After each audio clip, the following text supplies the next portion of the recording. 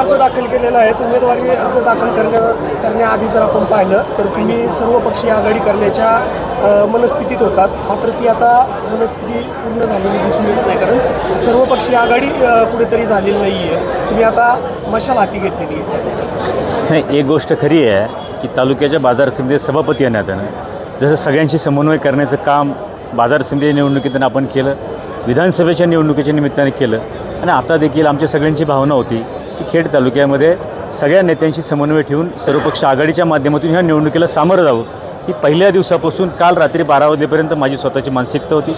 नंतरच्या काळामध्ये नाही निदान तालुक्यामध्ये तर या मतदारसंघात तरी सर्वपक्ष आघाडी व्हावी या दृष्टीने देखील काही प्रयत्न झाले, परंतु मध्यंतरी ज्या नगरपालिकेच्या निवडणुका झाल्यात त्या निवडणुकांचे काही पडसाद या जिल्हा परिषद निवडणुकीवर त्या ठिकाणी पडलेले आहेत, आणि त्यामुळे काही गोष्टीला त्याच्यामध्ये आम्हाला जे वाटत होतं ते झालं नाही. त्यामुळं नाईलाजानं कार्यकर्त्यांची भावना होती की अपक्ष लढण्यापेक्षा आपल्याला एक ठोस भूमिका घेऊन पक्ष चिन्हावर त्या ठिकाणी लढावं लागेल, आणि त्या भूमिकेतनं मग लोकसभा विधानसभा आणि आत्ताची भूमिका याच्यामध्ये सारथम्य ठेवून शेवटी तालुक्याचे आमदार आणि आपण समन्वय ठेवून काम करायचं. जर विधानसभेला आपण भूमिका घेतली तर आताही देखील तीच भूमिका कायम ठेवून मशाल चिन्हावर लढायचं काम मी आणि माझ्या सगळ्या सहकार्याने ठरवलेलं आहे. सर्वपक्षीय आघाडी तर झालेली नाही आहे, मात्र तुमच्या आजही बॅनरवरती सर्वपक्षीय नेते दिसत आहेत. अमोल कोल्हेंचाही आजही फोटो दिसतोय. नक्की नाही, आता मी जर याच्यामध्ये असलो माझ्या सगळ्या पक्षाच्या नेत्यांचे संबंध आहेत, आणि उद्याच्या निवडणुकीच्या निमित्तानं सर्वपक्षीय नेत्यांचे मला मदत त्या ठिकाणी निश्चितपणानं होणार आहे, काही दृश्य स्वरूपात काही अदृश्य स्वरूपात. त्यामुळे आजही माझे सगळ्यांचे चांगले संबंध आहेत आणि मला काही अडचण वाटत नाही या निवडणुकीमध्ये. तुतारी तुमच्याबरोबर आलेली आहे? हो, तुतारी बाकी सगळेच पक्ष, एक पक्ष सोडून बाकी सगळ्या पक्षांची अनेक नेते मंडळी आमच्याबरोबर निश्चितपणाने आहेत. जिल्हा परिषदेच्या निवडणुकीच्या तोंडावर काही राष्ट्रवादीमध्ये 2 गट होते ते एकत्र आले.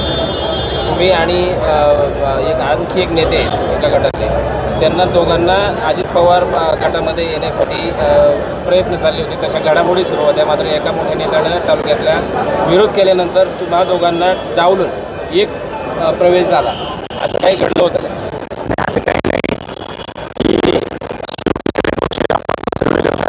आणि त्या सर्वांमध्ये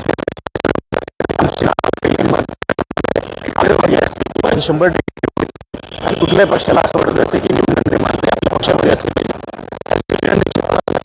पातळीवरती प्रयत्न झाले होते, परंतु शेवटी आम्ही सगळ्या कार्यकर्त्यांशी चर्चा करून निर्णय घेतला की आपल्याला तालुक्याच्या हिताचं काय आणि त्या दृष्टीनं आपल्या हिताचं काय, तालुक्याच्या हिताचं काय. शेवटी लोकसभेला तुम्ही घेतलेली भूमिका, विधानसभेला तुम्ही घेतलेली भूमिका, आणि आज एका रात्रीत लगेच भूमिका बदलता येत नाही. तुम्ही घेत असलेली भूमिका राजकारणामध्ये लोक बघत असतात. त्यामुळे ह्या सगळ्या घडामोडीमध्ये भूमिका बदलत नाही असं म्हणता. एका रात्रीमध्ये तुम्ही एकनाथ शिंदे गटाचे पदाधिकारी होता, आता तुम्ही मशालचं चिन्ह घेता, मग तुम्ही बदल केलाच नाही ना. आता इथं एक गोष्ट आहे की मी मागाशीच तुम्हाला सांगितलं की माझी भावना अशी होती की सर्वपक्ष आघाडीकडून लढायची, आणि तो लढत असताना माझा पक्ष दोन्ही पक्षांना मी प्रस्ताव दिला होता की तुम्ही पक्ष कोणता पहिला. नाही, आता मी जरी शिंदे साहेबांच्या बरोबर ही गोष्ट खरी आहे, परंतु जसा मी सभापती झालो त्या दिवसापासून मी पक्षापेक्षा सर्वपक्ष आघाडी किंवा सगळ्या नेत्यांना एकत्र करण्याचं काम त्या ठिकाणी करत होतो. त्यामुळं सगळ्या पक्षाच्या नेत्यांचा समन्वय म्हणून मी काम करतो. निवडणुका पाहिल्या शिंदे सेना जोरात आहे, शिंदे सेना जोरात असताना तुम्ही तो पक्ष सोडून काय? नाही, आता एक गोष्ट आहे की तालुक्याचे आमदार विधानसभेला आम्ही जाहीरपणानं भूमिका घेतली की या तालुक्यामध्ये आम्हाला परिवर्तन करायचं आहे, आणि जर विधानसभेला तुम्ही भूमिका घेतली आणि अजून विधानसभेला 1 वर्ष येणं झालं, लगेच तुम्ही भूमिका त्या ठिकाणी बदलू शकत नाही, कारण खाली जी कार्यकर्त्यांची टीम असते, संच असते, तो साधारणपणे एकत्रितपणानं आहे. आमदार साहेब असतील, आम्ही असेल, आमच्या सगळ्यांच्या गावगाड्यावरती एक पक्ष सोडून बाकी सगळे कार्यकर्ते आहे ते एकत्रितपणानं आहे, आणि हीच भूमिका उद्याच्या काळात देखील आम्हाला ठेवायची होती. परंतु एक गोष्ट नक्की आहे की सर्वपक्ष आघाडी करण्यामध्ये आम्हाला अपयश त्या ठिकाणी आलेलं आहे, आणि माझी भावना होती की या मतदारसंघामध्ये 100% करता येईल. पण ठीक आहे, काही हरकत नाही. मी जो प्रस्ताव दिला होता की दोन्ही पक्षांना, तो त्या ठिकाणी मान्य झाला नाही, त्यामुळे मला नाईलाजाने ही भूमिका त्या ठिकाणी घ्यावी लागलेली आहे.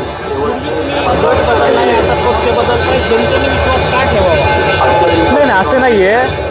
जेव्हा मी सभापती झालो त्यावेळी मला सगळ्या पक्षाच्या नेते मंडळींनी मदत केली होती.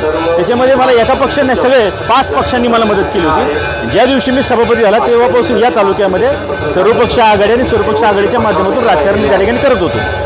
सर्व पक्ष ज्याच्या त्याच्या तिकिटावरही लढतोय, मात्र तुम्ही संभ्रम निर्माण करताय की सर्वपक्षीय पाठिंबा आहे, जो तो पक्ष ज्याच्या त्याच्या चिन्हावरती लढतोय. नाही, आता मगाशीच तो विषय झाला ना की सर्वपक्षीय करायचं होतं, परंतु शेवटच्या टप्प्यामध्ये ते झालं नाही, त्यामुळे आम्हाला ही भूमिका घ्यावी लागली.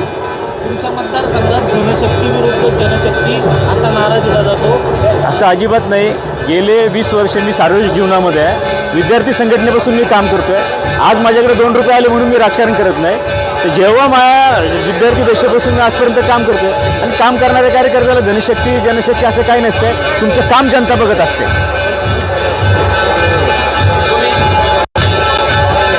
तुमचं गाव आणि तुमचं मत एका मतदारसंघात आहे जिथं तुम्ही पहिले प्रयत्न करत होता. आता तुम्ही नवीन मतदारसंघ निवडला, तुम्हाला रिस्पॉन्स कसा आहे? नाही, एक गोष्ट आहे की नवीन मतदारसंघ असला परंतु जुना मतदारसंघातला 90% भाग आहे खाली देखील. त्या मतदारसंघाचे जुना जो पिंपळगाव मरकळ होता, जो बाबगाव पिंपळगाव होता, त्याचे 2 भाग झाले. 80% वरती गेला आणि 80% खाली गेला. खालीची जी 13 गाव आहे त्यापैकी 10 गावं जुन्या मतदारसंघातलीच आहे. फक्त 3 गावं नवीन आहे. तेव्हा मला मतदारसंघ नवीन नाही आहे. माझं गाव किंवा मतदान जर तिथं नसलं परंतु गेल्या 10 वर्षापासून या मतदारसंघामध्ये काम करतो आहे. सर्वसामान्य जनतेची माझी नाळ आहे. त्यामुळे अचानकपणे नवीन मतदारसंघात गेलो मी उभं राहिलो अशी भूमिका नाही. त्यामुळं आजही तुम्ही बघा जनसामान्यामध्ये कुठलाही सर्वे केला तर तुम्हाला सर्वेमध्ये दिसेल की बाबा सभापती आणि सभापतींचं काम. तुम्ही सर्वपक्षीय नेते आहात आणि तालुक्याच्या शेतकऱ्यांच्या संस्थेचे सभापती आहात. मात्र आता तुम्ही उमेदवार झाल्यामुळं तुम्हाला इतर मतदारसंघात कोणाला सहकार्य करता येणार नाही. त्याच्यावर काय करणार? नाही, आता जी आमच्या संबंधित लोक आहेत, जी आमच्या विचाराची लोक आहेत, त्यांना मदत करणं आमच्या कार्यकर्त्यांना तशा प्रकारे आम्ही त्या दृष्टीनं सगळ्या नियोजन त्या ठिकाणी करणार आहे. पण आजही जरी मी आज मशाल चिन्ह घेतलं असेल, आजही माझी समन्वय आणि समन्वयाची भूमिका ती त्या ठिकाणी कायम आहे.